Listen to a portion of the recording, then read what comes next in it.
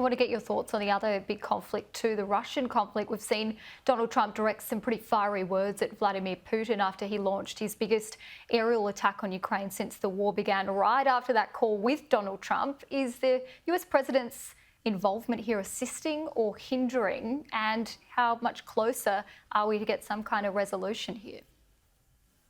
Well, what we learned today is that the president's patience is wearing very thin. He called out the Russian president's BS with respect to, the current state of the negotiations between Ukraine and Russia. He was not very pleased with the, massive attack that occurred recently. And he was, discussing things with the Ukrainian President Vladimir Zelensky last Friday. So it looks like the current state of those negotiations is, in an even more perilous place than what has been discussed with respect to the Gaza conflict. But we know that, many of the diplomats are still trying to reach some sort of an agreement.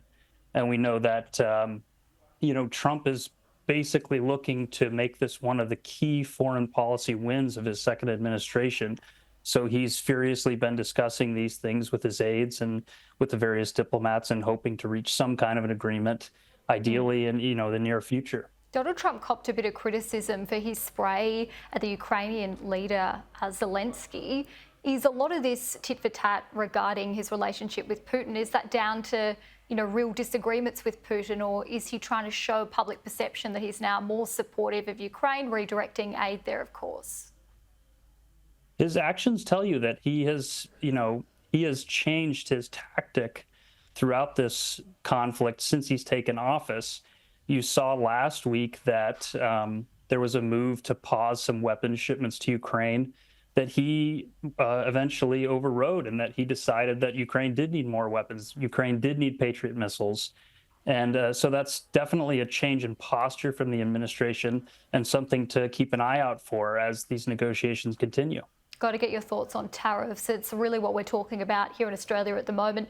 The fact that the president's threatening to impose new 50% tariffs on copper and potentially 200% on pharmaceutical products. How is this tariff issue being received in the United States? Well, a lot of the discussion on tariffs is both around the economic effects, but also around some of the unanticipated benefits. You had, the Treasury Secretary talking about some of the additional revenue that could come in through these, about $300 billion in the next year. But you're also, seeing some of the reaction to countries that have already inked trade deals. You have China inking a trade deal, preliminary agreements. You have UK inking a preliminary agreement.